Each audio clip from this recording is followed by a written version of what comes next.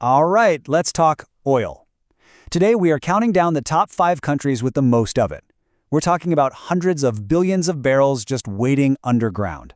But here's the kicker. As we're about to see, having the most oil in the world doesn't automatically make you the most powerful player on the world stage. Not even close. So, if I asked you right now to name the country with the most oil reserves, who would you pick? Saudi Arabia? Maybe Russia? The United States? Well, whatever you're thinking, the actual answer might surprise you. You see, the answer isn't just some random piece of trivia. It actually cracks open this huge global paradox about what having natural resources really means. So, before we jump into the countdown, there's one really important idea we need to get our heads around. Okay, we have to be super clear on this term, proved reserves. This isn't just all the oil that exists in the ground. It's a very specific thing. It's the amount we are reasonably sure we can get out of the ground with the technology we have right now and under the economic and political conditions of right now. That last part is absolutely crucial. So, proved isn't a fixed number. It's more like a live calculation. Think of it as an equation. If oil prices suddenly crash, a bunch of reserves might not be worth the cost to extract anymore. If a country gets hit with sanctions, that oil might become politically impossible to touch. It's a constantly moving target. Okay, with that in mind, let's start the countdown. Kicking us off at number 5 on our list, we have Iraq.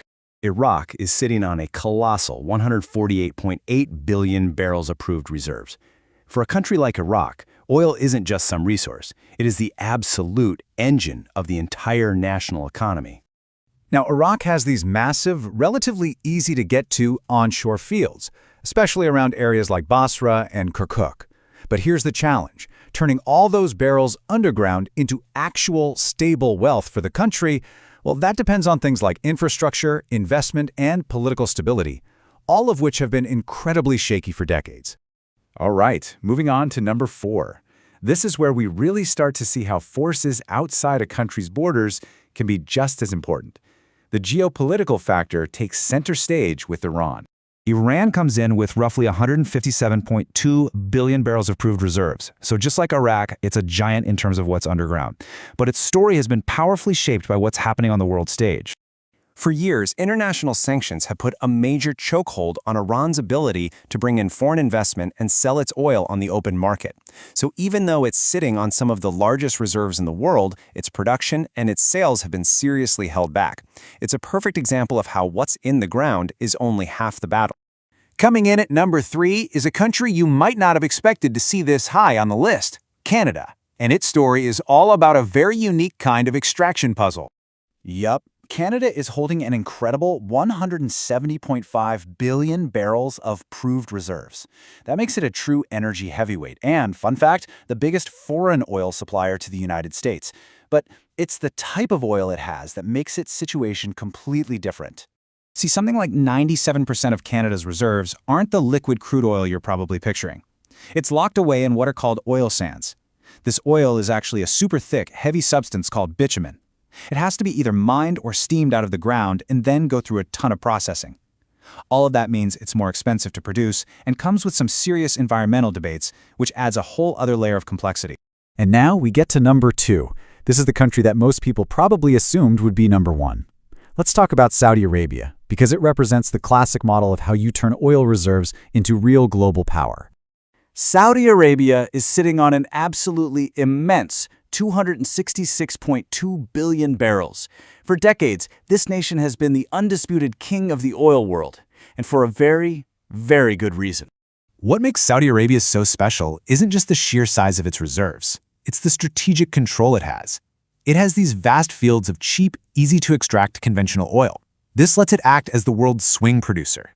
That means it can literally turn the taps up or down to influence and often control global oil prices. That is what real oil power looks like. And that brings us to number 1, the country that holds more proved oil reserves than any other on the entire planet. So get ready for the ultimate paradox of this entire explainer, Venezuela. That is not a typo. With approximately 302.3 billion barrels of proved reserves, Venezuela sits at the very top of this list, beating even Saudi Arabia. It is a mind-boggling amount of wealth, at least on paper.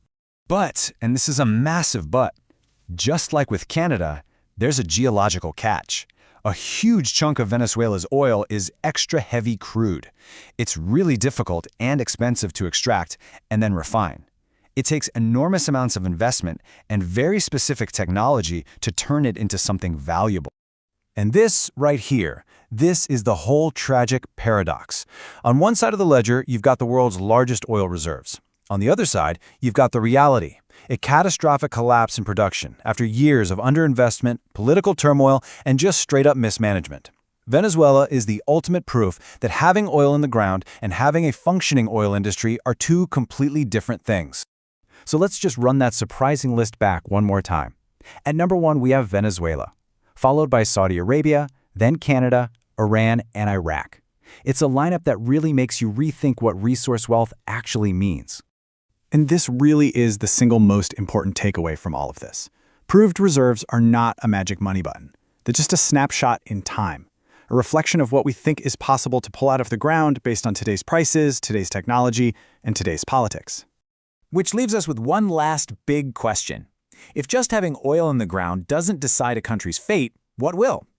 Looking ahead, what do you think will shape the future of energy power the most? Will it be breakthroughs in technology, shifts in politics, or just cold, hard economics? It's definitely something to think about. Thanks for joining this explainer.